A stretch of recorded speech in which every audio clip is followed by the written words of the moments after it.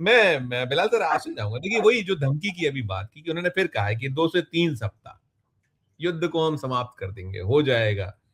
करेगा काम ये? और ईरान जिस अंदाज में पीछे हटने जैसी कोई नजर आती है, वो तो अपने उस पर अडिग है। इतने लोगों के पूरे जो उनकी पहली पांत मारी जा चुकी है इसके बाद भी। और एग्जिट कुछ दिखता है आपको कि ट्रंप को इन सब के मार्फत एग्जिट मिल जाएगा बिलाल?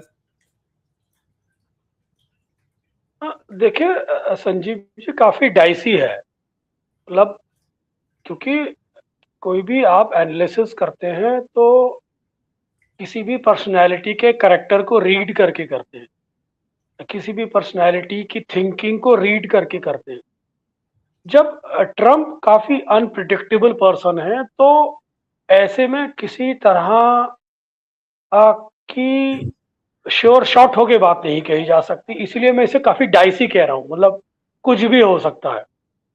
और और कोशिश तो ट्रम्प साहब सिग्नलिंग तो यही कर रहे हैं कि साहब वो निकलने की सिग्नलिंग कर रहे हैं, लेकिन वार्निंग के साथ देके निकलने की सिग्नलिंग कर रहे हैं ताकि उनकी इज्जत बची रहे। वो वार्निंग इसलिए दे रहे हैं ताकि एक पॉस्चरिंग कर सके साहब कि भाई मैं तबाह कर दूंगा, मैं इस हैसियत का बंदा हूं, नहीं मानोगे तो मैं ये कर दूंगा, मैं फलाना कर दूंगा, ढिमाका कर दूंगा। नहीं तो इसमें लेकिन इसमें इस वहां इसमें कहीं ऐसा तो नीत नहीं कि ये इधर आप इस तरीके से पेशा और धीरे से कुछ जो है जैसे कि वो होता है करते हैं, कहते कुछ है करते कुछ है, तो कल परसों नरसों कुछ बड़ा हो जाए, दिख जाए, ऐसा भी कुछ संभावना है? मैं वही इसीलिए मैंने इसे डाइसी कहा कि ये बिल्कुल ऐसा है जैसे कि पासा फेंकने वाली बात है कि इसमें ब्लफ भी हो सकता है, इसमें डॉज भी हो सकता है।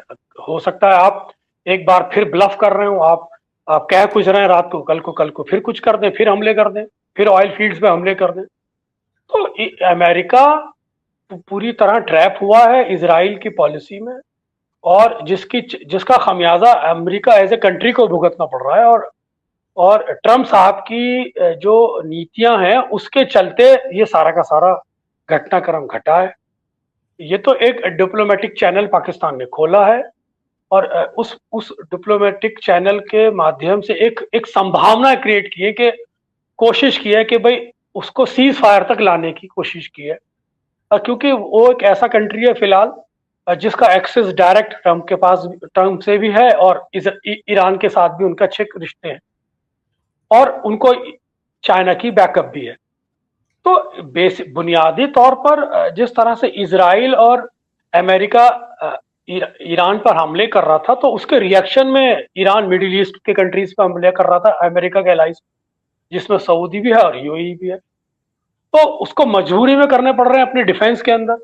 तो सऊदी भी काफी हद तक पेशेंस बनाए हुए रखे हुए, हालांकि उनके टोन बीच बीच में अभी एक सप्ताह पहले तक बहुत सख्त थे। तो अगर अगर इसमें पाकिस्तान इन्वॉल्व ना होता तो हो सकता है सऊदी इंडिविजुअली ये गलती कर बैठता कि वो ईरान से भिड़ बैठता।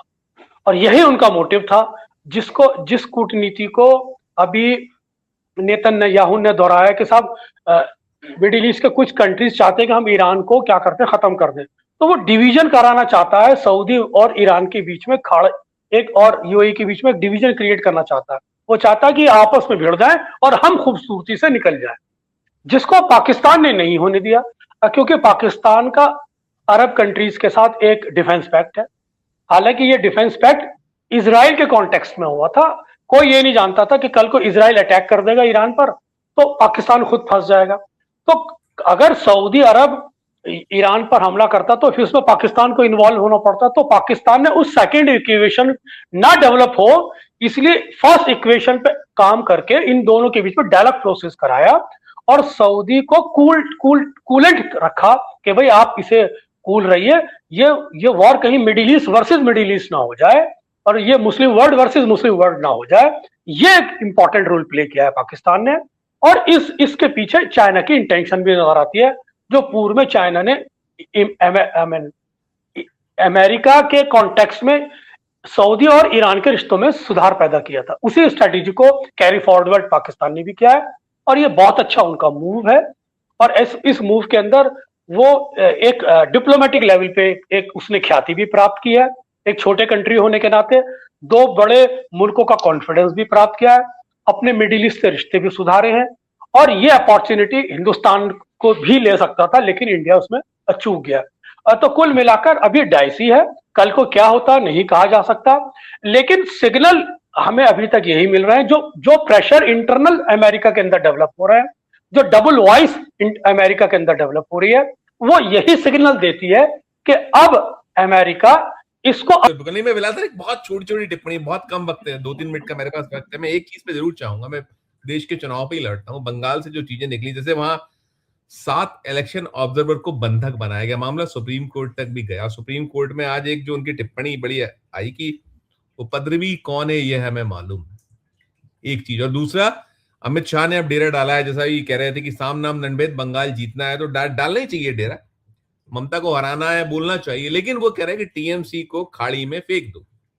हालांकि वो उसके एक पॉलिटिकली जो होता है उस तरीके से, लेकिन कुल मिलाकर ये जो कोर्ट वाला है, इस पे क्या क्या कहिएगा कि ये हालात क्यों उत्पन्न हो रहे हैं? कोर्ट कहीं ना कहीं जो अपेक्षाएं कोर्ट से हम लगातार बातें कर रहे हैं एसआईआर को लेकर, वही तो पूरा का पूरा जड़ है ना सारा का सारा। एक छोटी छोटी टिप्पणी, एक दो लाइन की सबकी। संजीव जी देखिए, काफी कॉम्प्लिकेटेड है कोर्ट पर।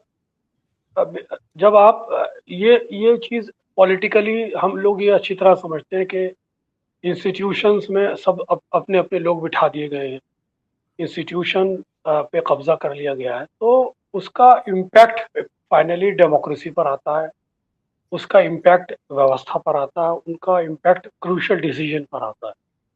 वही हमें सब कुछ देखने को मिल रहा है। कोर्ट को डायरेक्ट तो नहीं कह सकते कि साहब कोर्ट इसमें कोई गलत इंटेंशन रखता है, लेकिन जब कोर्ट के अंदर ऐसे लोग मौजूद हैं, उस विचारधारा के लोग मौजूद हैं, तो यकीनन वो उसको एक एडवांटेज देते हैं, उसको अपीज करते हैं उस पोजीशन पर बैठकर। यही सब कुछ है। अब एसआईआर का सारा झगड़ा यही तो है कि साहब उसका इलेक्शन कमीशन। मैंने सिंपली सवाल यही किया था, हम तो केवल उनके जो अगर ऑब्जर्वर बंधक बना लिए जाए तो ये तो बहुत बड़ा प्रश्न चिन्ह है ना, है तो उन्हीं के द्वारा प्रदत्त लोग हैं, आप बना रहे हैं। आज जो है एक जो लोगों की जो तकलीफ है, उस तकलीफों को कहीं सब समझने का वक्त बहुत मुफीद तरीके से लगता है। इसी पे जा रहा था जो जी, एक टिप्पणी छोटी सी आपकी बिलाल जी के, बहुत छोटी सी टिप्पणी। देखिए, जितनी भी संवैधानिक संस्थाएं हैं उनकी तटस्थता तो लगभग कंप्रोमाइज्ड है। मतलब मैं ये नहीं कह सकता कि वो बिल्कुल अक्षुण्ण है और बिल्कुल जुडिशियस ढंग से वो काम कर रहे हैं। तो ऐसी स्थिति में कुछ भी हो सकता है, लेकिन मैं अंत में इतना जरूर कहूंगा कि जो वर्तमान शासक दल है वो अच्छी परंपरा देश में नहीं डाल रहा है, और इसका खामियाजा वर्तमान पीढ़ी तो भुगत ही रही है, लेकिन भावी पीढ़ी बहुत भुगतने वाली है, क्योंकि उन्होंने हर क्षेत्र को अपने रंग में रखने की कोशिश की है, जिसके बड़े गंभीर परिणाम आने वाले समय में निकलेंगे। ये बात श्री नरेंद्र मोदी और श्री अमित शाह जी दोनों अगर याद रखें, और उनके जो गुरु हैं श्री मोहन। जाना चाहूंगा, बिलाल जी मिडिल ईस्ट को पढ़ाते भी हैं और जो स्थिति है, हालात है, मैं तो सबसे पहले जो ट्रंप का अवेटेड उनका था, बहुत निगाह नजर थी कि वो आज सुबह प्रकट होने वाले हैं अमेरिका के सामने, लेकिन अमेरिका से ज्यादा दुनिया की निगाह नजर थी। तो जो भाषण हमें दिखा वो तो वैसे ही रहा कि खोदा पान चुईया भी नहीं निकली टाइप की स्थिति दिखी, और वही वही दोहराव सारा कुछ। तो जितना जो निकला है, सारा कुछ निकल कर आया है, इस पर एक आपका नोट, और साथ में इसके रेपरकेशंस जो हैं, खासकर मिडिल ईस्ट पे क्या है, भारत पर क्या संभावना है, आप देख रहे हो दुनिया तो है ही है, सब मिला के एक शुरुआती नोट आपका बिलाल जी। शुक्रिया संजीव जी।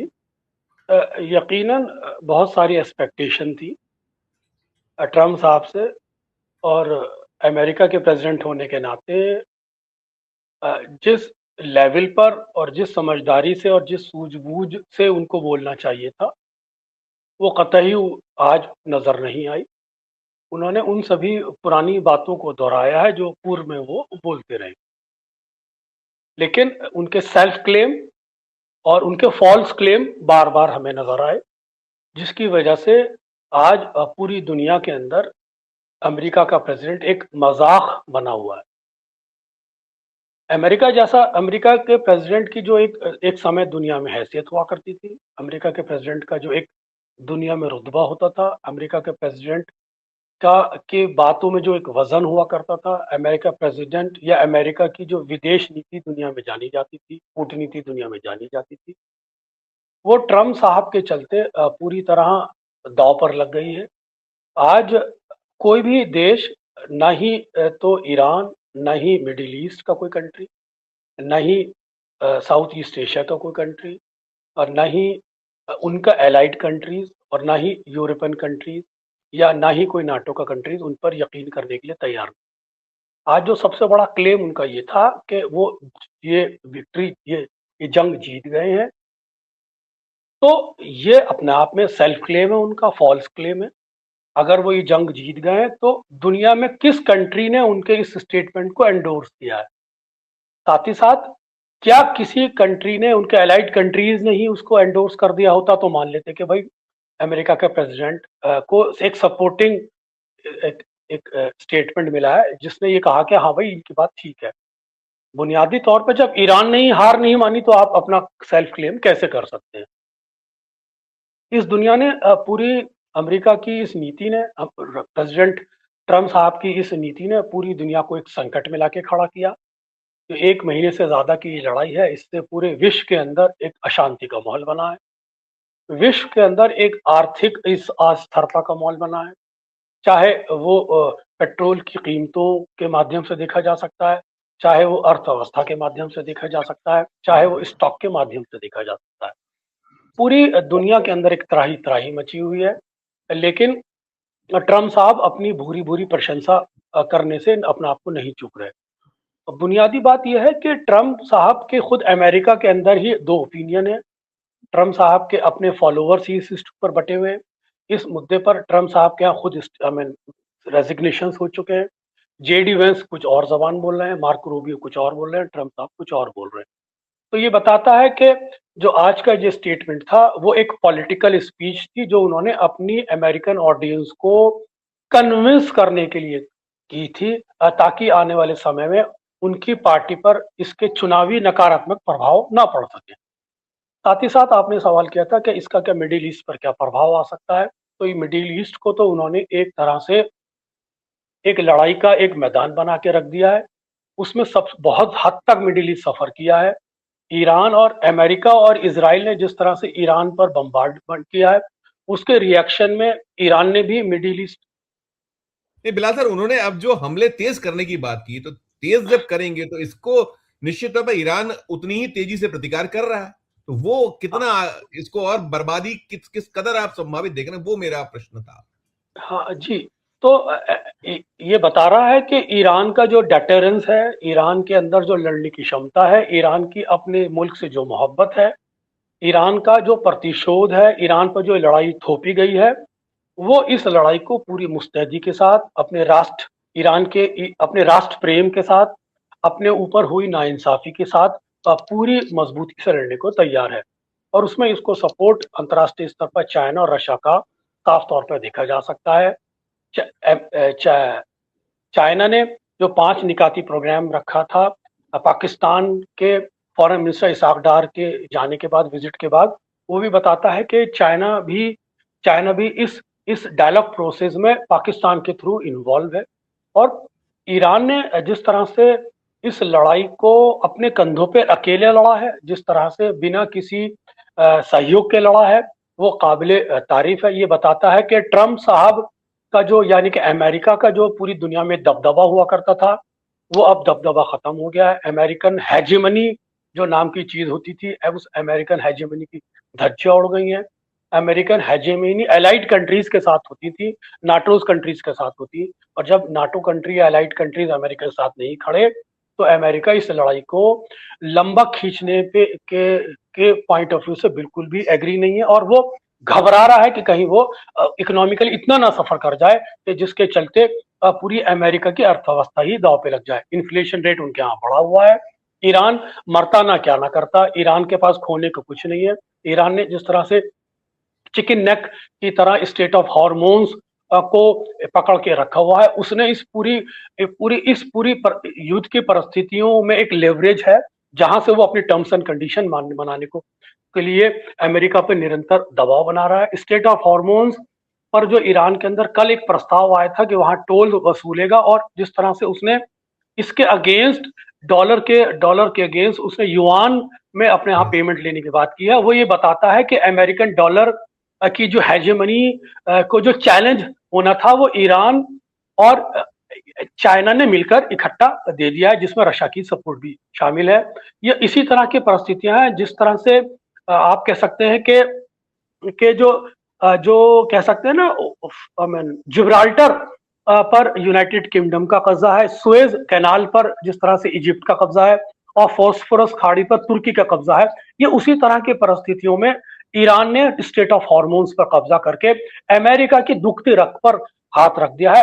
अमेरिका ये नहीं चाहता कि वो इस लड़ाई में इन्वॉल्व दूसरे लोगों के लिए इस स्टेट ऑफ हॉर्मोन्स को खुलवाए, क्योंकि उसकी फाइनेंशियल कॉस्ट उसे चुकानी पड़ेगी। उसने अपने एलाइड कंट्रीज को भी ये कह दिया कि आप खुलवाइए, हमें अगर आपको तेल लेना तो हमसे लीजिए, हम आपके लिए नहीं खुलवाने वाले। तो ये अपने आप में साबित करता है कि अमेरिका की इस गलती ने अमेरिका की विदेश नीति को, अमेरिका के संप्रभुत्व को, अमेरिका की कूटनीति को, अमेरिका के अपने एलाइड कंट्रीज के साथ दोस्ती को, अमेरिका के और नाटो के रिश्तों में एक तरह से दरार पैदा कर दिया। और यही वर्ल्ड ऑर्डर एक का समीकरण ग्रेजुअली चाइना के साथ शिफ्ट हो रहा है, और यही वर्ल्ड ऑर्डर का चेंज है। Right sir.